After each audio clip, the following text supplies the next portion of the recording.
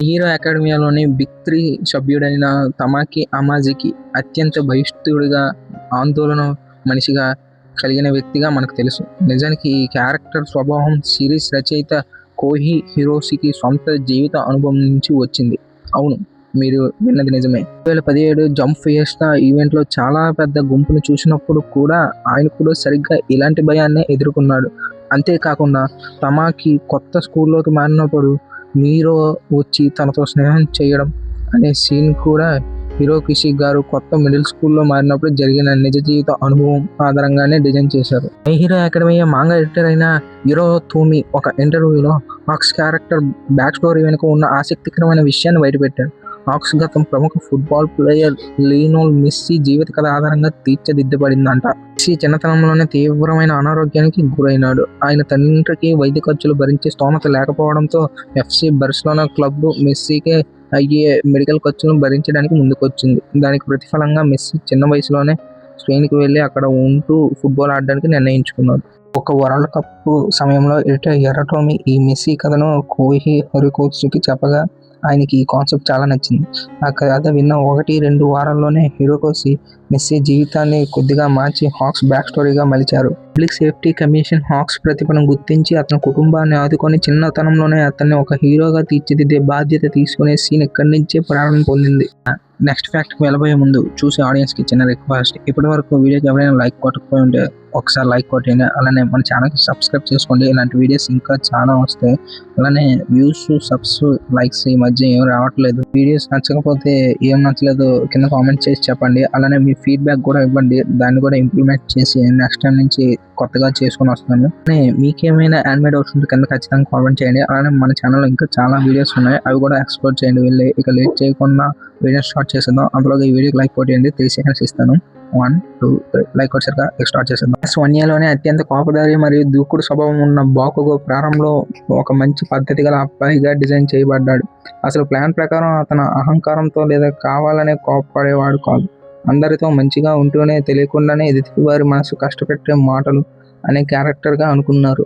రచయిత హిరోషికి ఈ వర్షన్ ఏమాత్రం నచ్చలేదు. ఇలాంటి మంచి పద్ధతి గల బాకుగో క్యారెక్టర్ తనకు చిరాకు తెప్పించిందని, అంతేకాకుండా ఈ వర్షన్ పెద్దగా ఆసక్తికరంగా లేదని భావించి ఆ ఐడియాను పక్కన పెట్టేశాడు. దాని స్థానంలో ఇప్పుడు మనం చూస్తున్న ఈ రోషం, కోపం, యాటిట్యూడ్ ఉన్న బాకుగో మళ్ళీ వచ్చేసాడు. ఫ్యాక్ట్ నెంబర్ 4లోకి వెళ్ళిపోతే, జపాన్లో స్కూల్ ఇయర్ ఏప్రిల్లో ప్రారంభమవుతుంది. బాకుగో పుట్టినరోజు ఏప్రిల్ చివరిలో ఉండటం వల్ల క్లాస్ 1Aలోనే అతడే అందరికన్నా పెద్దవాడు. ఇక అందరికన్నా ఎత్తుగా ఉండే సోజీ మేజో అదే మాస్క్ వేసుకుని ఉంటాడు కదా, ఆ క్లాస్లోనే అందరికన్నా చిన్నవాడు అంట అతను. ఇక ఫ్యాక్ట్ నెంబర్ 5కి వెళ్ళిపోదాం. తోమరో సిగరాకి పాత్ర రచయిత హిరోషి మొదట వన్ షాట్ మాంగా టెంకోలోని ప్రధాన పాత్ర ఆధారంగా డిజైన్ చేశాడు. సిగరాకి అసలు పేరు కూడా టెంకోనే. వీరిద్దరి శక్తి చేతులతో వస్తువులను నాశనం చేయడమే ఉంటుంది. మరియు ఇద్దరు అనుకోకుండా తమ సొంత మనుషుల్ని అంతం చేసి విలన్గా మారుతారు. ఫ్యాక్ట్ నెంబర్ 6లోకి వెళ్ళిపోతే, కోకాజిరియో జుట్టులోని హైలైట్స్ చూస్తే అవి ఈకేజీ హార్ట్బీట్ వైపు ఆకారంలో ఉంటాయి. ఆమె కుక్క ఇయర్ ఫోన్ జాక్ తన గుండె చొప్పును పెద్దగా చేసి దాడి చేయడానికి పనిచేస్తుంది కాబట్టి ఆమె కుక్క కూడా తగ్గట్టుగానే జుట్టు డిజైన్ కూడా ప్లాన్ చేశారు. ఫ్యాక్ట్ నెంబర్ 7కి వెళ్ళిపోతే, యూగా అయోమా క్లాస్ 1Aలోనే అత్యంత విచిత్రమైన ప్రవర్తన కలిగిన క్యారెక్టర్ అని చెప్పవచ్చు. అతని క్లాస్మేట్స్కి, ఆడియన్స్కి మాత్రమే కాదు, ఆఖరికి ఈ క్యారెక్టర్ క్రియేట్ చేసిన హిరోషికి కూడా అయోమా మైండ్ సెట్ ఏంటో, అతను ఎందుకు అలా ప్రవర్తిస్తాడో పూర్తిగా అర్థం కాదంట. కానీ అతను బొమ్మలు గీయడం చాలా సరదాగా ఉంటుందంట క్రియేటర్కి. కాబట్టి అవేవి పట్టించుకోకుండా హిరోషి చెప్పారు ఆ విషయం. నెంబర్ 8, బాకుగోకి ఓపిక తక్కువ అని మనందరికీ తెలిసిందే కదా, కానీ అతను వంట చేయడంలో చాలా నైపుణ్యం ఉన్నవాడు. క్లాస్ ట్రైనింగ్ క్యాంప్లో కర్రీ వండుతున్నప్పుడు అతను అద్భుతమైన మాస్టర్ లెవెల్స్ నైఫ్ స్కిల్స్ని ప్రదర్శించి అందరినీ ఆశ్చర్యపరిచాడంట. దీన్ని బట్టి అతనికి కిచెన్లో మంచి అనుభవం ఉందని మనందరికీ స్పష్టంగా చెప్పాడు క్రియేటర్. ఇంకా 9th ఫ్యాక్ట్కి వెళ్ళిపోతే, స్క్రీన్పై అంత భయంకరంగా నిప్పుల్ని చిమ్ముతూ తిరిగి మన దాబీ గారికి వస్తే కారు ఎక్కితే చాలు మోషన్ సిక్నెస్ వచ్చేస్తుందంట. స్పాన్సర్ కారు నడుపుతుంటే సరిగ్గా తగలై నా కడుపులో తిప్పుతుందన్న దాబీ అరిచే సీన్ గుర్తుందా?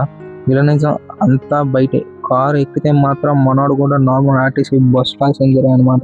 నెంబర్ 10 వచ్చేసి, అసలు ప్లాన్ ప్రకారం మన నిప్పుల గుండె ఎండైవర్ యూఏ హై స్కూల్లో లెక్చరర్గా పాఠాలు చెప్పాల్సి ఉండేదంట.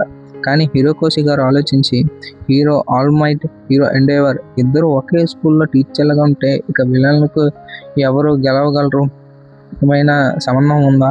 అసలు స్టూడెంట్స్కి ఛాన్స్ ఉండదు స్వామి అని ఆడియన్స్ క్యాన్సిల్ చేశారు. లేకపోతే క్లాస్ రూమ్లో పాఠాల కంటే నిపుల వర్షమే ఎక్కువ అయ్యేదేమో.